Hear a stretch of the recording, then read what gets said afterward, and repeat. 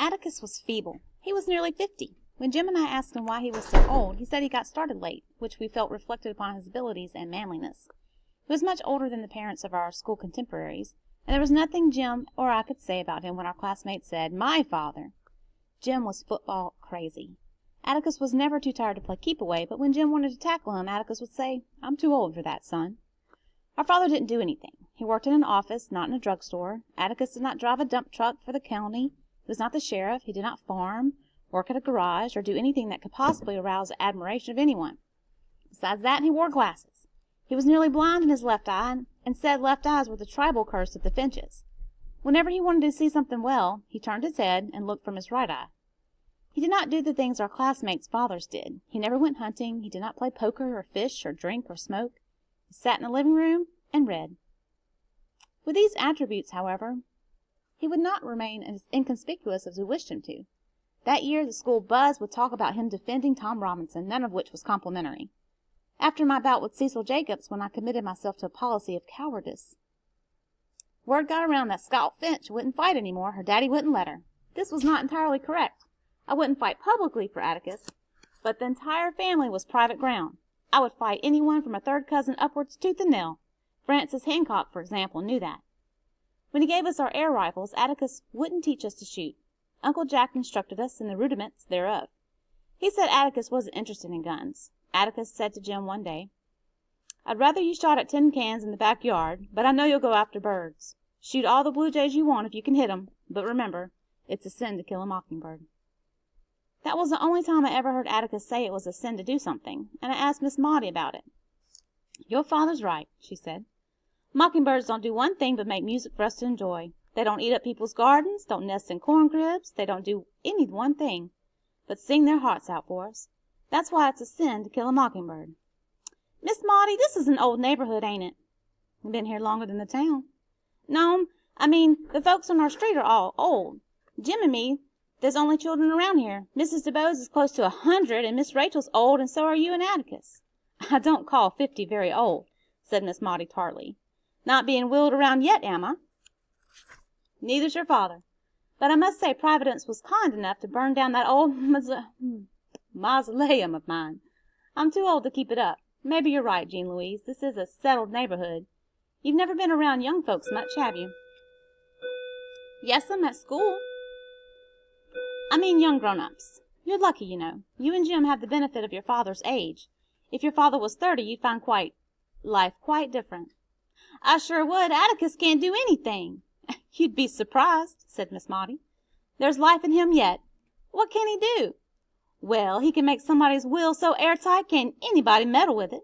"Shoot." "Well, did you know he's the best checker player in this town? Why, down at the landing when we were coming up, Atticus Finch could beat everybody on both sides of the river." "Good Lord, Miss Maudie, Jim and me beat him all the time." "It's about time you found out. That's because he lets you." "Did you know he can play a Jew's harp?" This modest accomplishment served to make me even more ashamed of him. "Well," she said. "Well, what, Miss Maudie?" "Well, nothing." "Nothing. It seems with all that you'd be proud of him. Can't everybody play a Jew's harp?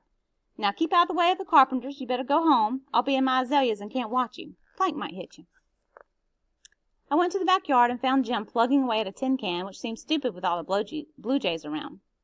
I returned to the front yard and busied myself for 2 hours erecting a complicated breastworks at the side of the porch, consisting of a tire, an orange crate, the laundry hamper, the porch chairs, and a small U.S. flag Jim gave me from a popcorn box. When Atticus came home to dinner, he found me crouched down among Amy across the street. "What are you shooting at?" "Miss Maudie's rear end." Atticus turned and saw my generous target bending over her bushes. He pushed his hat to the back of his head and crossed the street. "Maudie," he called, "I thought I'd better warn you. You are in considerable peril." Miss Maudie straightened up and looked toward me. She said, "Atticus, you are a devil from hell." When Atticus returned, he told me to break camp. "Don't you ever let me catch you pointing that gun at anybody again," he said. I wish my father was a devil from hell. I sounded out Calpurnia on the subject. "Mr. Finch, why, he can do lots of things." "Like what?" I asked. Calpurnia scratched her head. "Well, I don't rightly know," she said. Jim underlined it when he asked Atticus if he was going out for the Methodists, and Atticus said he'd break his neck if he did. He was just too old for that sort of thing. The Methodists were trying to pay off their church mortgage and had challenged the Baptists to a game of touch football. Everybody in town's father was playing, it seemed, except Atticus. Jim said he didn't even want to go, but he was unable to resist football in any form, and he stood gloomily on the sidelines with Atticus and me watching Cecil Jacobs' father make touchdowns for the Baptists. One Saturday, Jim and I decided to go exploring with our air rifles to see if we could find a rabbit or a squirrel. We'd gone about 500 yards beyond the Radley place when I noticed Jim squinting at something down the street. He had turned his head to one side and was looking out the corners of his eye. "What you looking at?" "That old dog down yonder," he said. "That's old Tim Johnson, ain't it?" "Yeah." Tim Johnson was a property of Mr. Harry Johnson, who drove the mobile bus and lived on the southern edge of town. Tim was a liver-colored bird dog, the pet of Macomb. "What's he doing?" "I don't know, Scout. We better go home." "Aw, Jim, it's February." "I don't care. I'm going to tell Cal." We raced home and ran to the kitchen. "Cal," said Jim, "can you come down the sidewalk a minute?" "What for, Jim? I can't come down the sidewalk every time you want me." "There's something wrong with that old dog down yonder." Calpurnia sighed. "I can't wrap up any dog's foot now. There's some gauze in the bathroom. Go get it and do it yourself." Jim shook his head.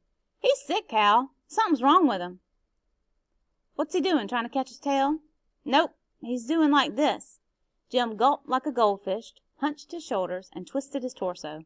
"He's going like that, only not like he means to." "Are you telling me a story, Jim Finch?" Calpurnia's voice hardened. "No, Cal, I swear I'm not." "Was he running?" "No, he's just moseying along so slow you can't hardly tell it. He's coming this way." Calpurnia rinsed her hands and followed Jim into the yard. "I don't see any dog," she said. She followed us beyond the Radley place and looked where Jim pointed. Tim Johnson was not much more than a speck in the distance, but he was closer to us. He walked erratically, as if his right legs were shorter than his left legs. He reminded me of a car stuck in a sandbed. "He's gone lopsided," said Jim. Calpurnia stared, then grabbed us by the shoulders and ran us home. She shut the wood door behind us, went to the telephone, and shouted, "Get me Mr. Finch's office." "Mr. Finch," she shouted, "this is Cal. I swear to God there's a mad dog down the street a piece. He's coming this way. Yes, sir. He's Mr. Finch. I declare he is. Old Tim Johnson. Yes, sir. Yes, sir. Yes." She hung up and shook her head when we tried to ask her what Atticus had said. She rattled the telephone hook and said, "Miss Eula May." "Now, ma'am." "I'm through talking to Mr. Finch. Please don't connect me no more. Listen, Miss Eula May. Can you call Miss Rachel and Miss Stephanie Crawford and whoever's got a phone on this street and tell them a mad dog's coming? Please, ma'am." Calpurnia listened. "I know it's February, Miss Eula May, but I know a mad dog when I see one. Please, ma'am, hurry." Calpurnia asked Jim, "Radley's got a phone?" Jim looked in the book and said no. "They won't come out anyway, Cal." "I don't care. I'm going to tell 'em." She ran to the front porch, Jim and I at her heels. "You stay in that house," she yelled. Calpurnia's message had been received by the neighborhood. Every wood door within our range of vision was closed tight. We saw no trace of Tim Johnson. We watched Calpurnia running toward the Radley place, holding her skirt and apron above her knees. She went up the front door steps and banged on the door. She got no answer, and she shouted, "Mr. Nathan! Mr. Nathan! Mr. Arthur! Mad dog's coming! Mad dog's coming!" "She's supposed to go around and back," I said. Jim shook his head. "Don't make any difference now," he said. Calpurnia pounded on the door in vain. No one acknowledged her warning. No one seemed to have heard it. As Calpurnia sprinted to the back porch, a black Ford swung into the driveway. Atticus and Mr. Heck Tate got out. Mr. Heck Tate was a sheriff of Macomb County. He was as tall as Atticus, but thinner. He was long-nosed, wore boots with shiny metal eye-holes, boot pants, and a lumber jacket. His belt had a row of bullets sticking out it. He carried a heavy rifle. When he and Atticus reached the porch, Jim opened the door. "Stay inside, son," said Atticus. "Where is he, Cal?" "He ought to be here by now," said Calpurnia, pointing down the street. "Not running, is he?" asked Mr. Tate. "Naw, sir, he's in the twitching stage, Mr. Heck." "Should we go after him, Heck?" asked Atticus. "We'd better wait, Mr. Finch. They usually go in a straight line, but you can never tell. He might follow the curve. Hope he does, or he'll go straight in the Radley backyard. Let's wait a minute." "Don't think he'll get in the Radley yard," said Atticus. "Fence'll stop him. He'll probably follow the road." "I thought mad dogs foamed at the mouth, galloped, leaped, and lunged at throats, and I thought they did it in August. Had Tim Johnson behaved thus, I would have been less frightened. Nothing is more deadly than a deserted, waiting street. The trees were still, the mockingbirds were silent, the carpenters at Miss Maudie's house had vanished. I heard Mr. Tate sniff, then blow his nose. I saw him shift his gun to the crook of his arm. I saw Miss Stephanie Crawford's face framed in the glass window in her front door. Miss Maudie appeared and stood beside her. Atticus put his foot on the rung of a chair and rubbed his hand slowly down the side of his thigh. "There he is," he said softly. Tim Johnson came into sight, walking dazedly in the inner rim of the curve parallel to the Radley house. "Look at him," whispered Jim. "Mr. Heck said they walked in a straight line. He can't even stay in the road." "He looks more sick than anything," I said. "Let anything get in front of him and he'll come straight at it." Mr. Tate put his hand to his forehead and leaned forward. "He's got it all right, Mr. Finch." Tim Johnson was advancing at a snail's pace, but he was not playing or sniffing at foliage. He seemed dedicated to one course and motivated by an invisible force that was inching him toward us. We could see him shiver like a horse shedding flies. His jaw opened and shut. He was a list, but he was being pulled gradually toward us. "He's looking for a place to die," said Jim. Mr. Tate turned around. "He's far from dead, Jim. He ain't even got started yet." Tim Johnson reached the side street that ran in front of the Radley place, and what remained of his poor mind made him pause and seem to consider which road he would take. He made a few hesitant steps and stepped in front of the Radley gate. Then he tried to turn around, but was having difficulty. Atticus said, "He's within range, Heck. You better get him before he goes down the side street. Lord knows who's around that corner. Go inside, Cal." Calpurnia opened the screen door, latched it behind her, then unlatched it and held onto the hook. She tried to block Jim and me with her body, but we looked out from beneath her arms. "Take him, Mr. Finch." Mr. Tate handed the rifle to Atticus. Jim and I nearly fainted. "Don't waste time, Heck," said Atticus. "Go on." "Mr. Finch, this is a one-shot job."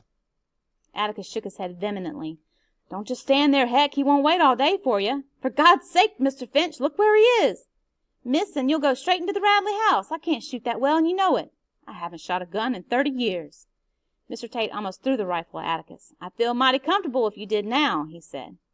In a fog, Jim and I watched our father take the gun and walk out into the middle of the street. He walked quickly, but I thought he moved like an underwater swimmer. Time had slowed to a nauseating crawl. When Atticus raised his glasses, Calpurnia murmured, "Oh, sweet Jesus, help him," and put her hands to her cheeks. Atticus pushed his glasses to his forehead. They slipped down, and he dropped them in the street. In the silence, I heard them crack. Atticus rubbed his eyes and chin. We saw him blink hard. In front of the Radley gate, Tim Johnson had made up what was left of his mind. He had finally turned himself around to pursue his original course up our street. He made 2 steps forward, then stopped and raised his head. We saw his body go rigid. With movements so swift they seemed simultaneous, Atticus' hand yanked a ball-tipped lever as he brought the gun to his shoulder. The rifle cracked. Tim Johnson leaped, flopped over, and crumpled on the sidewalk in a brown and white heap. He didn't know what hit him. Mr. Tate jumped off the porch and ran to the Radley place. He stopped in front of the dog, squatted, turned around, and tapped his finger on his forehead above his left eye. "You were a little to the right, Mr. Finch," he called. "Always was," answered Atticus. "If I had my druthers, I'd take a shotgun." He stooped and picked up his glasses around the broken lenses to powder under his heel, and went to Mr. Tate and stood looking down at Tim Johnson. Doors opened one by one, and the neighborhood slowly came alive. Miss Maudie walked down the steps with Miss Stephanie Crawford. Jim was paralyzed. I pinched him to get him moving, but when Atticus saw us coming, he called, "Stay right where you are." When Mr. Tate and Atticus returned to the yard, Mr. Tate was smiling. "I'll have Zebo collect him," he said. "You hadn't forgot much, Mr. Finch. They say it never leaves you." Atticus was silent. "Atticus," said Jim. "Yes?" "Nothing." "I saw that one-shot, Finch." Atticus wheeled around and faced Miss Maudie. They looked at one another without saying anything, and Atticus got into the sheriff's car. "Come here," he said to Jim. "Don't you go near that dog, you understand. Don't go near him. He's just as dangerous dead as alive." "Yes, sir," said Jim. "Atticus." "What, son?" "Nothing." "What's the matter with you, boy? Can't you talk?" said Mr. Tate, grinning at Jim. "Didn't you know your daddy's—" "Hush, Heck," said Atticus. "Let's go back to town." When they drove away, Jim and I went to Miss Stephanie's front steps. We sat waiting for Zebo to arrive in the garbage truck. Jim sat in numb confusion, and Miss Stephanie said, Who'd have thought of a mad dog in February?" "Maybe he wasn't mad. Maybe he was just crazy. I'd hate to see Harry Johnson's face when he gets in from Mobile Run and finds Atticus Finch shot his dog. Bet he was just full of fleas and from somewhere." Miss Maudie said Miss Stephanie'd be singing a different tune if Tim Johnson was still coming up the street, that they'd find out soon enough. They'd send his head to Montgomery. Jim became vaguely articulate. "Did you see him, Scout? Did you see him just standing there? And all of a sudden he just relaxed all over, and it looked like that gun was a part of him. And he did it so quick, like, I have to aim for 10 minutes before I can hit